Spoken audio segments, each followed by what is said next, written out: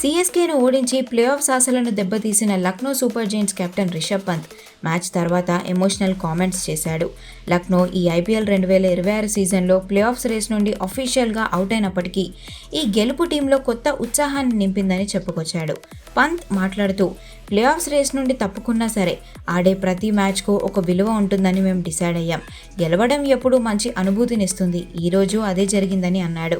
ముఖ్యంగా ఈ మ్యాచ్లో 3 వికెట్లు తీసిన యంగ్ బౌలర్ ఆకాష్ సింగ్పై పంత్ ప్రశంసలు కురిపించాడు. ఆకాష్ ఈ సీజన్ అంతా కష్టపడుతూనే ఉన్నాడని, సరైన లైన్ అండ్ లెంత్తో ప్లాన్ ప్రకారం బౌలింగ్ చేసి వికెట్లు పడగొట్టడం చూడ్డాన్ని చాలా ఆనందంగా ఉందని అన్నాడు. అయితే అందరినీ ఆశ్చర్యపరిచిన విషయం ఏంటంటే ఈ మ్యాచ్లో పంత్ బ్యాటింగ్కు రాకపోవడం.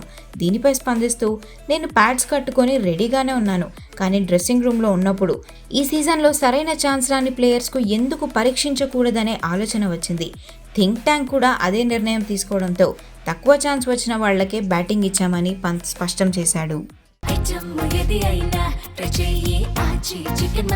ఆచి చికెన్ మసాలా.